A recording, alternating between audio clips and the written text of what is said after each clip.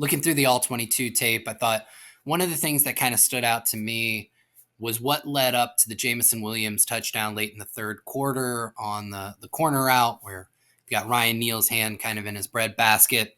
I wrote about it on pewterreport.com where I thought Neal wasn't put in a really great position to succeed on that play.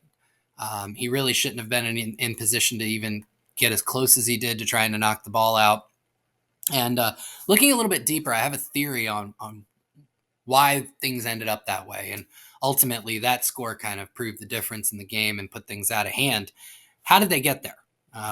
So in order to do that, kind of got to tell a story. And it's a story of third down throughout the game. That particular play was the 11th third down that Detroit faced on the day. And we're going to go through most of the ones that led up to that to kind of tell this story where I think ultimately the Bucs were going to lose that rep before the ball was even snapped. I think that at the coaching level, Ben Johnson, and this is nothing against Todd Bowles, Ben Johnson is an amazing offensive coordinator. Very high likelihood he's going to be a head coach next year. Runs one of the most innovative offenses in the NFL. He's going to win some, right? And he won that one, and I want to show what I believe was the setup to creating that big explosive play. So we'll start here. First quarter, early in the first quarter, Detroit's got the ball on their own 48-yard line. It's 3rd and 8. This is the first third down they faced of the game. We're going to take a look and kind of start to tell this third down story.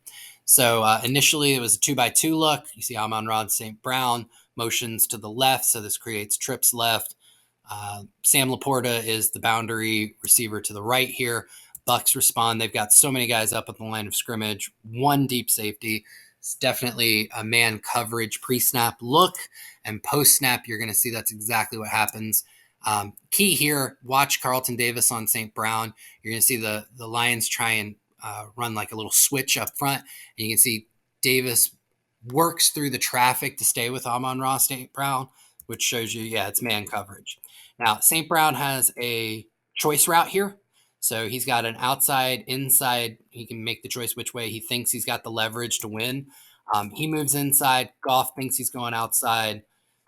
All right, Bucs man coverage against the Lions. It worked, right? And they got off the field. So it's a good opening third down for the Bucs defense. Lions went with a run play on their second third down. I didn't clip that. Doesn't really apply to what I'm showing here. So we're going to just move on to the third down that the Lions faced on the day. Still in the first quarter, a little over 2 minutes left. They have the ball on their own 49, 3rd and 2, and they elect to go out of a shotgun look. Some interesting things we'll just look at pre-snap. So first of all, it's a 3-by-1 look. Okay, these are both tight ends lined up to the 1 and 2 on the concept side. Amon-Ra St. Brown, I believe, is in the 3 in the slot there. The Bucs match personnel, so you got Ryan Neal, a safety, lined up against tight end. Levante David matched up against Sam Laporta, who has been phenomenal this season. And again, the Bucs are showing a man coverage look with all these guys up at the line of scrimmage, showing some type of blitz or pressure package. You've got most of your defenders up close to the line of scrimmage, which tends to show that it's not going to necessarily be a zone coverage. One safety way back here. So pre-snap, this looks like cover 1. And that's really what it ends up being post-snap. So you're going to see everybody kind of mans up. Laporta is going to run a slot fade, and Levante David is going to stay with him step for step. Goff likes this matchup, and this happened all day long. Levante ended up manned up on Laporta, I want to say 6 times, shut him down 4 out of the 6. Laporta got a couple in on him, but not this one. Fantastic is play by Laporta to even get to that ball. I mean, it's a very athletic jump and catch, and Levante just stayed with him and knocked the ball out, forced the 4th down. So now the Bucs, and this is the third down that they have shut down here early in the game. All right, now we move on to, I guess it's number 4, right? So Detroit, 3rd and 8, ball on their own 7-yard line early in the second quarter. Bucs are going to mug the line again. This is a Todd Bowles staple, okay? Lots of guys up here. Detroit's in a 2-by-2 shotgun look. Now, here you've got a few more guys in the backfield, right? So, two high shell with Ryan Neal, Antoine Winfield. On the right side, you could call it the concept side if you want. Both corners are up at the line of scrimmage. Jamel Dean's given a little bit more room, and that's because Neal is playing further to the line of scrimmage than Winfield over here. Okay. Out of the break, this is cover two man. You got your two high shell. Everybody else is manned up underneath. Goff clocked Dean off the line and tries to get the ball to Amon-Ra St. Brown on a 3rd and 7. They get 5 yards. Bucs shut it down again. Up until this point, Bucs have gone basically man coverage on all the third downs, and they've been very successful in it. Levante David defended a play well, man to man. Carlton Davis defended a play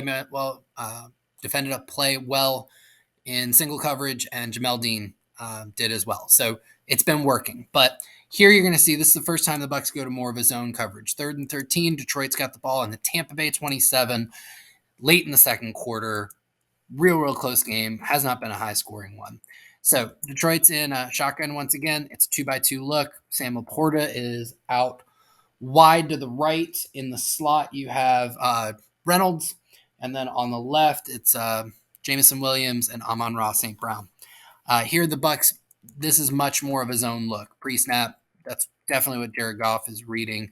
Corners are way off. Could be a cover 3 look with Neal walked down here. And you can see Bucs drop into a zone. And because it's such a deep zone, it's 3rd and 13, so the Bucs are protecting the sticks, right? He's able to get St. Brown underneath.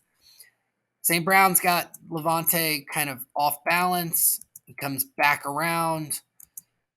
Ryan Neal doesn't do a very good job of defending the sideline here. Carlton Davis gets wrecked, and Detroit scores. Not so much like a coverage bust, I would say. Like, it was just post catch. It was just bad defense, right?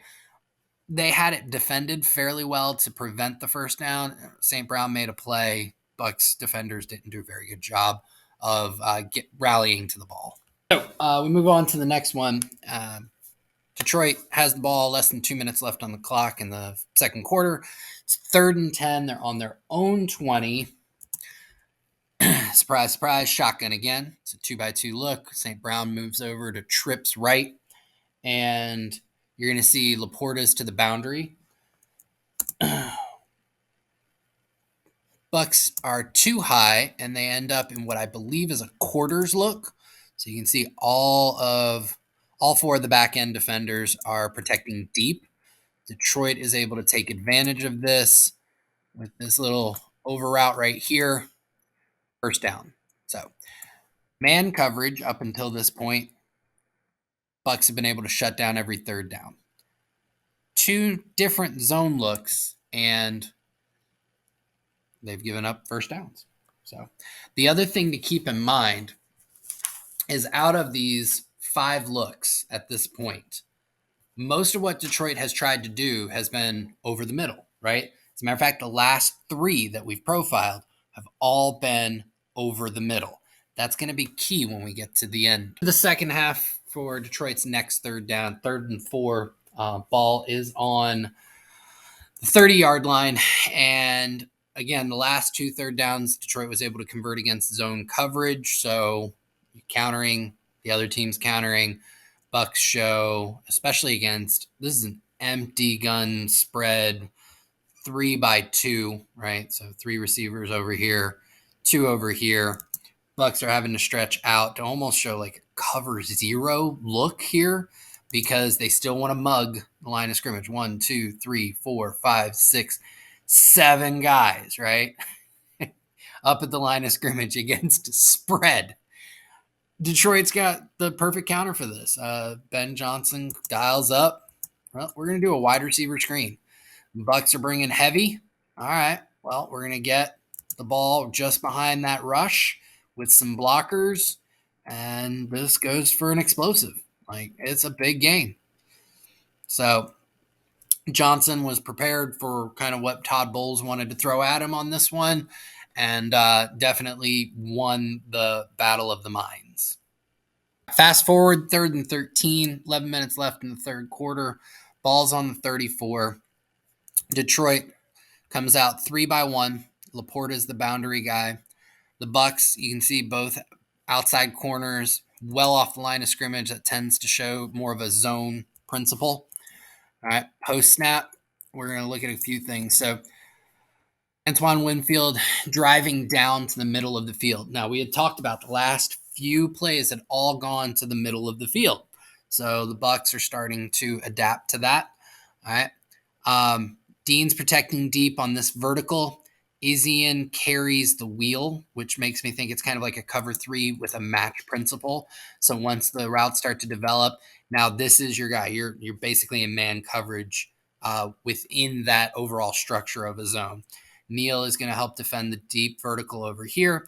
Carlton, he's got to protect over here deep, but once he sees Laporta break down and go into the dig, he's on it, right? That's the match principle there. And Carlton covers it up well. Boom, 4th down.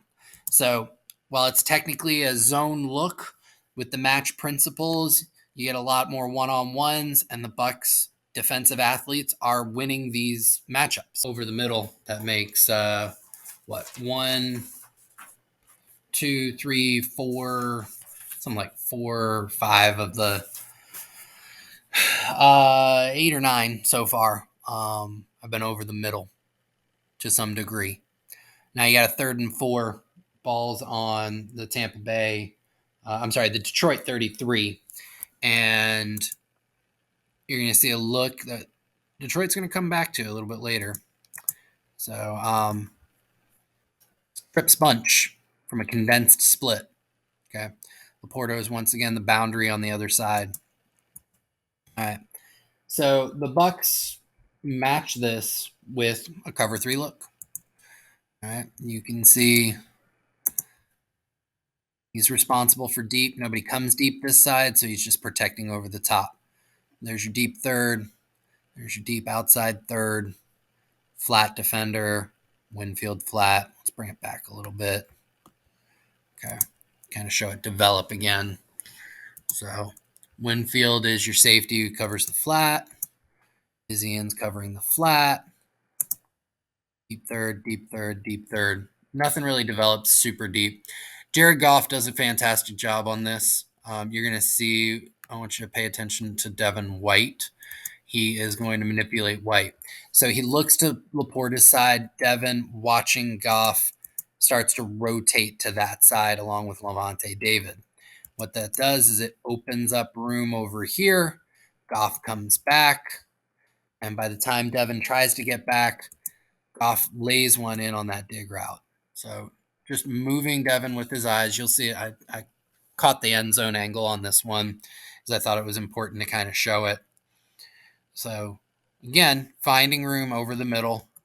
So it comes back. Devin's like, oh, shit, I got to get back over here. And it moves him to get the dig. It's just a great throw into a tight window. Jared Goff has been on one this year. So less than 5 minutes left in the third quarter. Detroit's got a 3rd and 11. Second to last play I'm going to show you. Again, the common theme has been a lot of these 3rd downs. Detroit's been trying to find ways to convert over the middle. And that doesn't change here. 2-by-2 look. Goff takes the snap. And they run a couple of verts from the right side to push the zone defenders out of the way deep and then try and convert on this kind of crosser over the middle. Sits down, grabs it, and he's able to get the 1st down just barely. Okay. Remember, everything else that we've kind of seen up to this point, Detroit's been trying to win over the middle, over the middle, over the middle, over the middle. Against man coverage, the Bucs defense was pretty stout, was able to shut them down on almost all of them, save the empty spread wide receiver screen where Ben Johnson caught Bowles trying to send the house and got the screen over the top. So that brings us to this one. All right, and a lot of it's just I want to show you pre-snap what happened. So everything's been over the middle. Now, remember earlier they had that trips bunch. It was up top here, right? It was to the left. They come back to it. Okay. And you can see the Bucs have kind of started to Bowles is setting things up. I want to cover that middle. You know.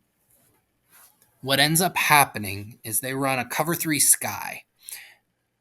Antoine Winfield is going to bail down to cover the flat to the trip side. Carlton Davis is responsible for the concept side deep third. Jamel Dean is responsible for the boundary side deep third. Ryan Neal, who's walked up to the box, is your deep middle defender. Okay. Right here, like just from a leverage standpoint, when you consider there's most likely going to be a vertical route from here, this guy's rushing in. You've got 3 receivers who could potentially attack you deep against 2 defenders. One who, from a side-to-side leverage, is way out leveraged here. Okay. And that's kind of what happens. Neal, he has to try and get back his deepest man, right? But he's running. He's got to cover ground not only vertically, he's got to cover it horizontally against Jameson Williams, who, newsflash, really fast, right? Winfield continues to come down, taking that underneath route. Davis has to wait. He sees this intermediate corner. He's got to take it. And now you've got Neal one-on-one against what ends up being a corner route, which is breaking away from him. So this is where I think Johnson kind of wins the battle of the minds, right? Everything up until this point had been attacking over the middle. The Bucs try and get some leverage to the middle in their pre-snap look, and he goes, okay, we're going to flood the sideline, and they beat it. Now, there's a corner out, way deep. Goff underthrows it. Neal shouldn't have even been close enough to even try and make that play. The underthrow allows him to get back in, but he can't. If he turns his head around, he's trying to get to Williams, right? He's trying to run at full speed. I just don't see how he can get his head around to make that play. That's just me. Other people may think that he could have. The bottom line is he was put in a terrible position. That play, like I kind of said at the beginning of this, that play was won before the ball was snapped. And that's how Detroit got that score and was able to start pulling away. I'm Josh Queipo. This has been a Pewter Report film review.